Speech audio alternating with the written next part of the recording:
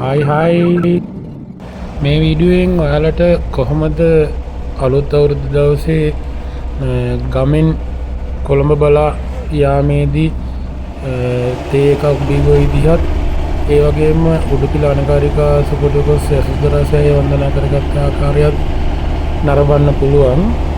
අපිත් එක්ක එකතු වෙන්න.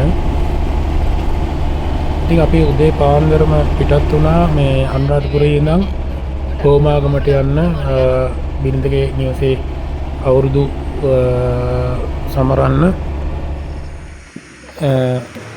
අපි කොහොමත් ඒ ගෙදරට යන්න ඕනේ ආහාර අනුභව වෙලාවට කලින්. පිටත් වෙලා ඔහොම යද්දී මග දිගට කඩවල් ඔක්කොම සාමාන්‍යයෙන් අවුරුදු දවසට වහලා තියෙන නිසා අපි බිස්කට් කීපයකුත් උණු වතුර බෝතලයට උණු වතුර එක්කුත් ඒ වගේම අර 3-in-1 කිරිපිටි පැකටුත් අරන් ගියා. ඉතින් අපි සුන්දර කුඹරක් අයිනේ නතර කරලා අපි මේ සාමාන්‍යයෙන් ජිප් එකේ ගමනක් යනකොට පුටු දෙකකුත් අරන් යන්නේ තියලා ඉඳගෙන නිදහසේ කුරුල්ලන්ගේ ශබ්දය අහමින් හිමින් තේ එක හදාගත්තා. මොකද උණු වතුර බෝතලෙට තේ එක හදන් ගියාම අමුතු රහක් එනවා නේද? ඒකින්ද තමයි උණු වතුර අරන් ගිහලා තේ එක එතෙන්දි හදාගත්තේ. එතකොට සාමාන්‍යයෙන් රස්නෙට වගේම රසට තේ එක බොන්න පුළුවන්. ඔයාලත් ට්‍රිප් එකක් යනකොට මේ ක්‍රමය අනුගමනය කරන්න ගොඩක් වියදමත් අඩුයි. එතකොට හෝටලයකට ගිහිල්ලා තේ එකක් හදලා ගෙනත් දෙනකල් බලාගෙන ඉන්න ඕනෙත් නෑ. අනිත් එක මෙහෙම තේ එකක් හදලා බොන එකෙත් පරිසරයට අනුගත වෙලා අමුතුම රසයක් තියෙනවා. ගොඩක් අය කරන්නේ ඉතින් අවුරුද්දට නගරේ ඉඳන් ගමට එන එකනේ. අපිට කරන්න තියෙන්නේ ගමේ ඉඳන් නගරයට යන එක. අවුරුදු 40ක් විතර පරණ වුණත් මේ අපේ පැජරෝ එක සුපිරියටම තියෙනවා. ඕනෙම තැනක යන්න පුළුවන්. කිසිම අපහසුයෙන් තොරව ගමනක් යාමේ හැකියාවක් තියෙනවා.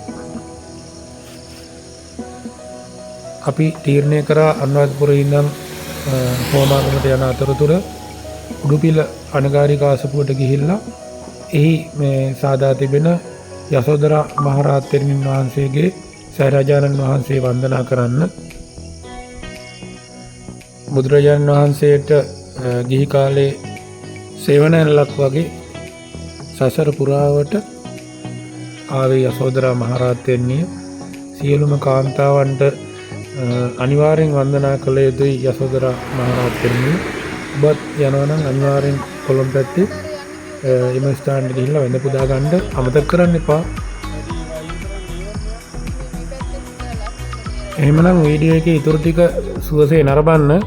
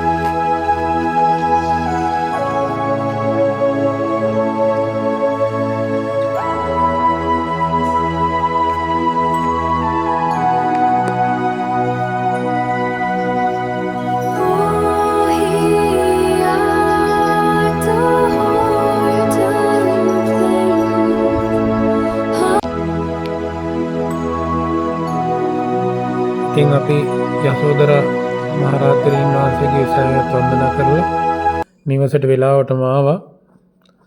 කිරි උතුරවලා ආහාර අනුභවය කළා බිරිඳගේ පියාණන් සහ මව්තුමිය සමග. එහෙමනම් නැවත වීඩියෝ එකකින් හමු වෙමු. ජය වේවා.